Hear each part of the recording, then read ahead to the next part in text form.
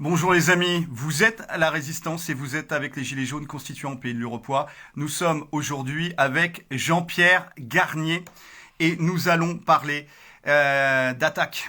Jean-Pierre Garnier défonce les sociotraites d'attaque. Bonjour citoyens, merci, merci de cet entretien, merci de cet échange, de transmettre tout ton savoir. Jean-Pierre Garnier, qui es-tu ? Bon, soyons brefs, 82 ans, bon pied et à peu près bon oeil, et bon, je peux dire que mon itinéraire biographique va de pair avec un itinéraire politique. Biographique, bon, donc je suis né en 40, j'ai fait comme tout le monde des études primaires et secondaires, bon, presque tout le monde, mais l'essentiel de ma vie professionnelle s'est passé comme enseignant-chercheur en urbanisme et en aménagement. Ce qui a donné lieu... Ah, arrête. J'ai là. C'est pas grave, on est en direct, c'est pas grave. Ah oui, j'ai la voix qui s'enroule là. J'ai dit bon pied, bon oeil, le mec commence à tousser, je les connais. Alors, Bon. Alors ton parcours d'activiste, t'as commencé par l'anarchisme ? Oui, mon parcours, finalement, il a commencé très tôt, à l'âge de 7 ans, à cause de mon père qui était anarchiste et qui, dès que j'étais en âge de comprendre quelque chose dans le monde qui m'entourait, m'a initié à détecter les ennemis des classes populaires. Alors, à l'époque, c'était à la fois la bourgeoisie, c'était aussi l'Église et c'était l'armée. Il n'y avait pas la banque, il n'y avait pas l'oligarchie à l'époque. Non, pas encore. C'était, nous, la bourgeoisie, ça englobait à la fois les entrepreneurs et les banquiers. Donc les petits food trucks ou les petits paysans qui se suicident, tu vois que c'est pas dans la même classe que les Non. Rothschild. Hein. On n'en était pas encore là, parce que la perdition ou la déperdition de la paysannerie française, elle a commencé avec le néolibéralisme bien plus récemment, c'est-à-dire à partir des années 70 du siècle dernier. Alors, t'es parti à Cuba. T'as Oui, été. alors, au cours de mes engagements divers et de mes, comment dirais-je, des passages plus ou moins rapides que j'ai fait parmi des organisations, j'ai été, on pourrait dire, castriste et guévariste, fasciné par la révolution cubaine, qui se différenciait et de la révolution russe et de la révolution chinoise. Et comme d'un côté je travaillais comme bureaucrate dans l'aménagement et l'urbanisme à Paris pour gagner ma croûte, j'en avais un peu marre d'avoir une double vie de militant le week-end et le soir et de complice de l'ordre établi durant la journée. Donc il y avait ce pays qui m'attirait, qui venait de faire une révolution, pas le pays mais disons un certain nombre de gens de ce pays, et je suis allé à Cuba faire une reconnaissance au départ, pendant un moment pour voir un peu comment ça se passait. J'ai été séduit par l'ambiance qui régnait, j'ai été séduit par les réformes qui avaient été faites, qui ont quand même sérieusement amélioré la condition aussi bien des ouvriers, des paysans, enfin de toutes les classes populaires à Cuba, notamment en termes de santé, en termes d'éducation. Et j'ai décidé finalement de changer de pays sans changer de métier, c'est-à-dire au lieu d'œuvrer au schéma d'aménagement de la région parisienne, j'ai été recruté à l'Institut de planification physique, c'est-à-dire à l'aménagement du territoire de la capitale. La Havane. Le plan directeur de la Havane, voilà. Mais alors, t'étais aussi, t'es passé par la milice d'autodéfense. Alors oui, comme j'étais très engagé à gauche, j'étais pas là seulement pour faire de l'urbanisme et de l'aménagement, j'étais là aussi pour participer à la construction du socialisme, comme on disait, et à la défense de la révolution cubaine. Alors, comme conséquence, défense de la révolution cubaine, les gouvernements craignaient, le gouvernement de Castro craignait une nouvelle invasion, un nouveau débarquement de milices financées, organisées et entraînées aux États-Unis. Donc la milice avait pour rôle d'œuvrer à la contre-insurrection. Donc Kalachnikov à la main. Donc entraînement sur les toits terrasses de poursuite, entraînement à la poursuite et carrément à la bataille, avec des armes sur les toits terrasses de la Havane. Donc là, j'ai pu peser le poids d'une Kalachnikov, ça pèse assez lourd, hein, ça fait 14 kilos. À trimballer ça, c'était pas d'attente quand il fallait sauter d'un immeuble à un autre. Et par ailleurs, j'ai participé au travail volontaire dans la campagne notamment la coupe de la canne ou sommet du café. Et alors, par rapport à la dérive Ouais. du gouvernement, t'as fini Oui, en au bout prison de quand même. 5 ans, peu à peu, les choses ont un peu changé en ce qui concerne Cuba. On a assisté, comme ça s'est passé dans nombre d'autres expériences dites socialistes, à l'embourgeoisement de l'apparition d'une nouvelle classe dirigeante, où les anciens guérilleros sont devenus quand même des privilégiés. Et cela se savait aux yeux de la population qui commençait quand même aussi à avoir quelques doutes sur le régime. Et la réponse était évidemment la répression. D'ailleurs, quand je suis arrivé, les gens parlaient spontanément de ce qui se passe à Cuba. Et là, j'ai vu l'autocensure fonctionner parmi les gens avec qui je discutais. Et mes discussions m'ont amené effectivement à mettre en doute le caractère socialiste du régime. Tout cela, dans un pays où la délation était quand même la règle de ce point de vue, m'a conduit en prison, où j'ai été, après avoir été suivi de manière très visible pendant plusieurs semaines, on m'a collé en tôle pendant 5 jours. C'est pas très grave. Ce qu'il y a, c'est quand on rentre, c'est pas quand on en sort.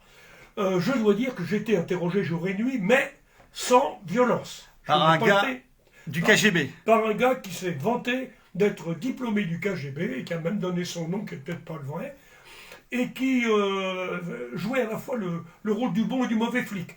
Un jour, il m'interrogeait en civil, très sympa, un jour en militaire, menaçant. Ça a duré 5 jours et on m'a demandé de faire une autocritique, ce que j'ai fait, écrite, on m'a envoyé. Et j'ai fait l'autocritique, qui était complètement bidon, mais peu importe, c'est ce qu'il me demandait.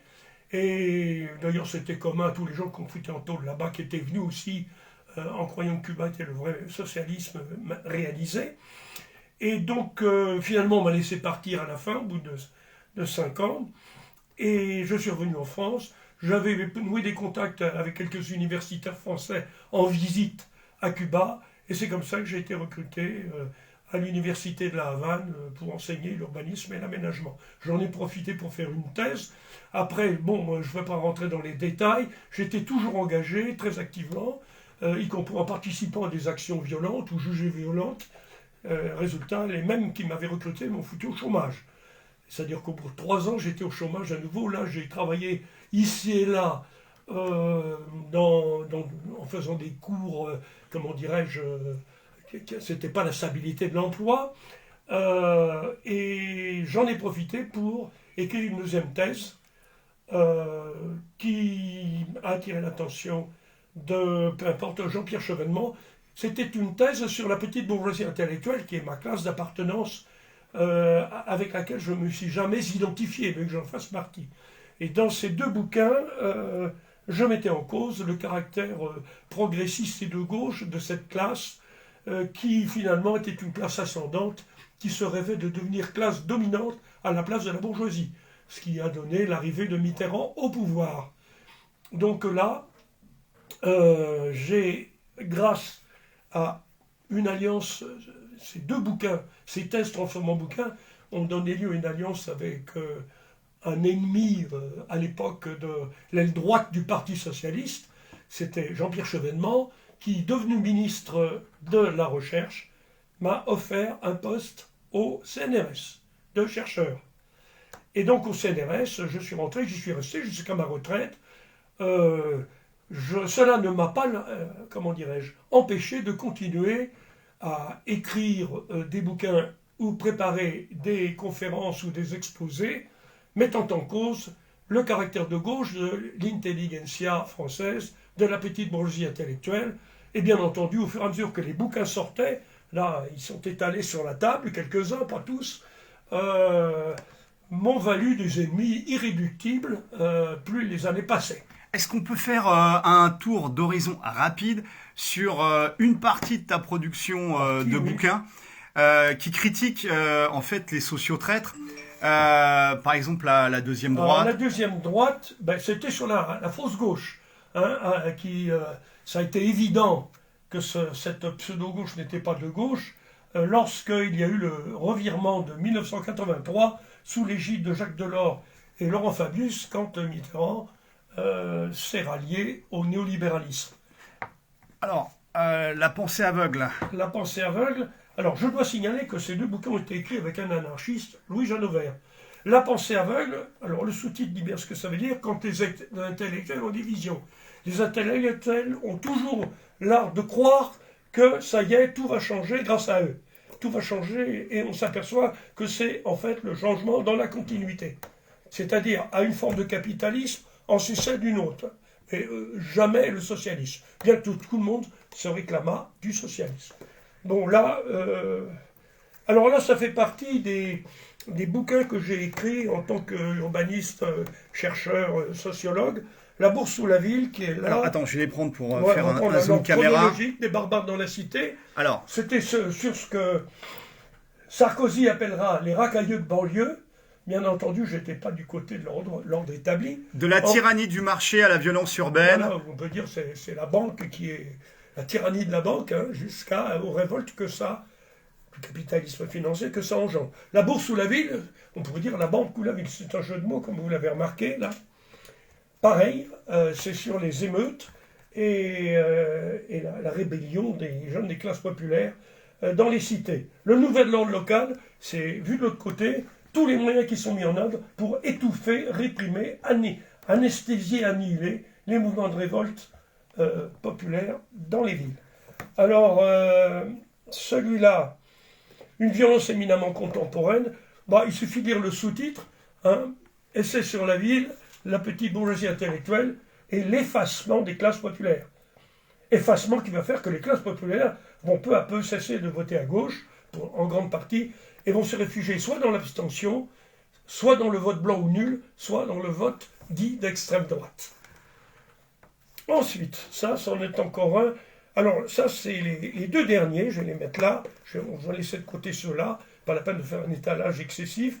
Le grand guignol de la gauche radicale, hein, c'est pour montrer que les nouveaux gauchistes intellectuels ne sont que des bouffons et des imposteurs. Alors, tous les noms connus, disons, de ce petit monde sont là-dedans, et là, je me suis fait un nombre d'ennemis incroyable, surtout que il y a eu des vidéos, là, notamment, parmi mes ennemis préférés, il y a Cohn-Bendit, évidemment. Bon, et là, le dernier en date, c'est émanciper l'émancipation. Je veux dire que l'émancipation, comme a dit Marx, l'émancipation des travailleurs sera l'œuvre des travailleurs eux-mêmes.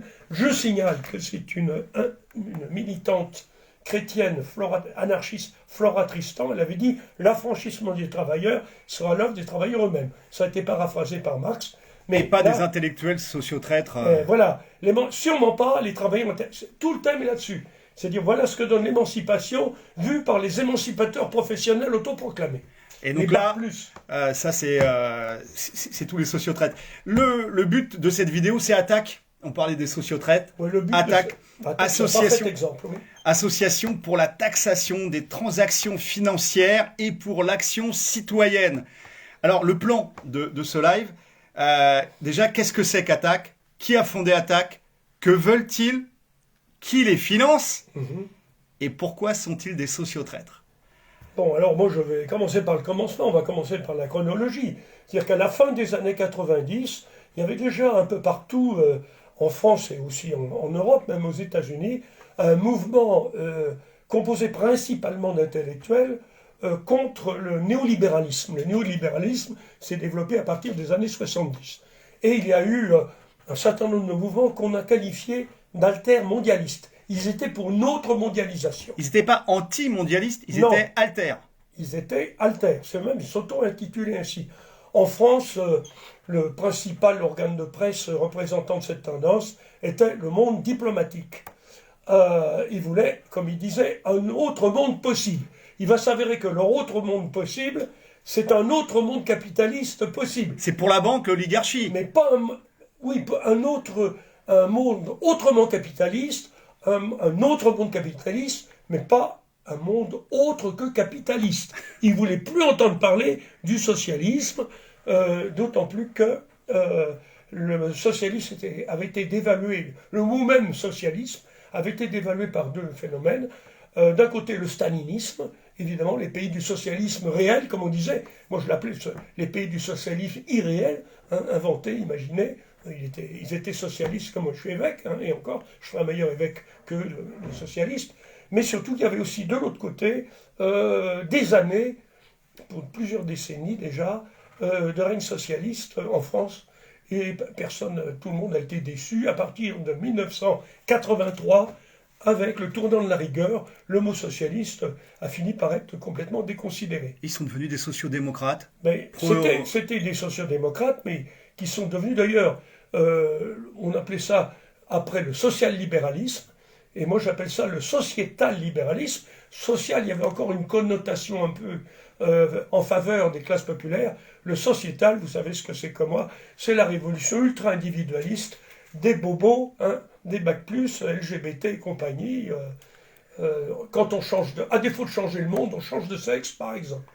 Alors, on en est là aujourd'hui, d'ailleurs. Ça ne s'est pas amélioré. Ça pourrait être le sujet d'une autre vidéo. Bon. Sur Attac... Alors, Attac est fondé en 98 par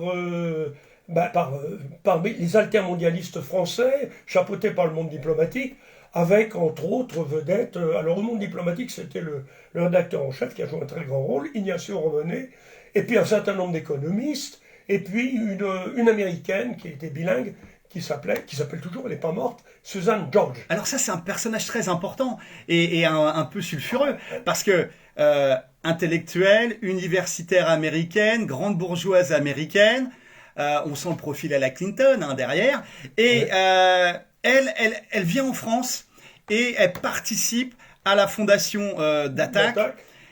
Elle est la présidente d'honneur et elle s'appelle Susan George. Oui, Susan George, oui. Alors, ce qui est intéressant, c'est ses liens.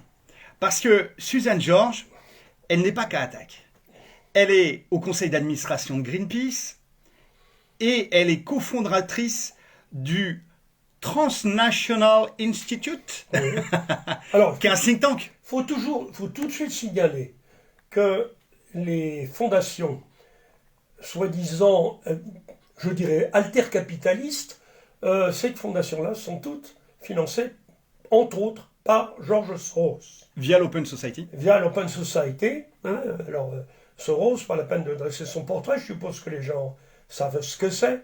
Hein, c'est l'artisan, le patron, celui qui patronne les révolutions dites colorées, pour changer les régimes qui ne plaisent pas au capitalisme. Et Greenpeace, comme beaucoup d'ONG, soi-disant non gouvernementales, en fait, c'est des organisations paragouvernementales.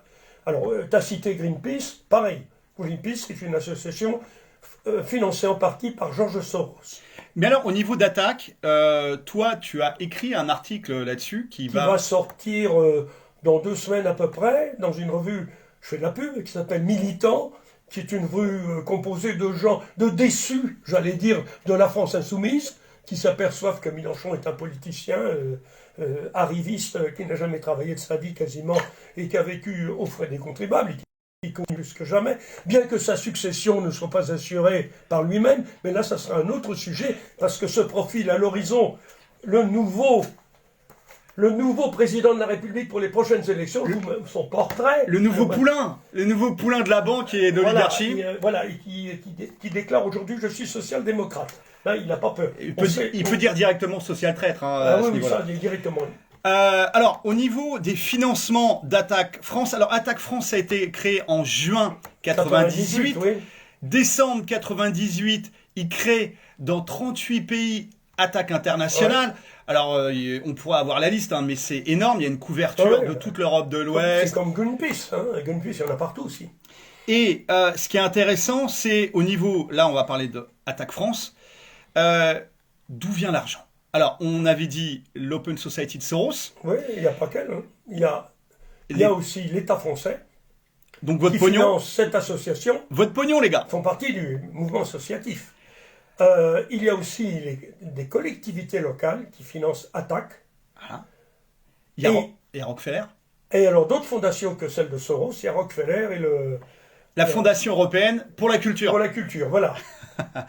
Alors, déjà, la main qui donne est au-dessus de la main qui reçoit. Bah oui. Dis-moi qui te finance, on te donnera tes allégeances. Déjà, il y a une odeur sur Attac. Et alors, comment toi, tu pourrais argumenter sur le fait que ça soit des sociotraites? Alors, on ne parle pas des gars d'Attac qu'on rencontre en manif, qui sont des bénévoles, comme les gars de la LDH, qui savent même pas par qui est financée leur association. Moi, je te parle des cadres d'Attac. Les cadres et des intellectuels qui sont à la tête d'Attac. Leur but, c'est quoi?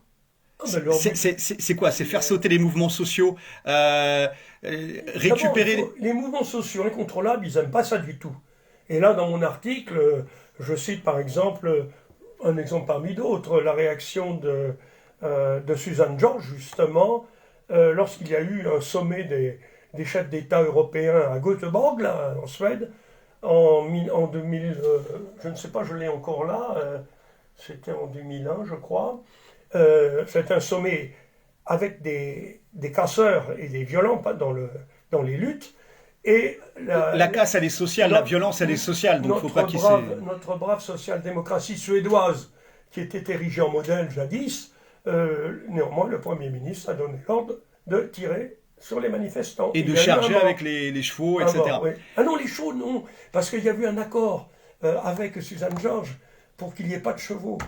Et que Suzanne George garantissait au gouvernement, invitant donc au gouvernement suédois, qu'il n'y aurait pas de casse, parce qu'il y avait le service d'ordre d'attaque. Mais le service d'ordre d'attaque n'a pas pu empêcher le désordre. Et en fait, la colère populaire, tout simplement.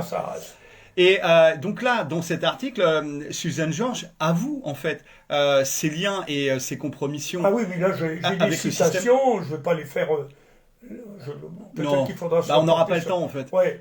Mais oui, elle dit finalement, il ne faut pas que les manifs soient violentes parce que finalement, elles sont réprimées et si elles sont réprimées, elles perdent leur efficacité. Elles ne sont efficaces que si elles ne mettent pas en danger les institutions, le gouvernement, etc. Voilà.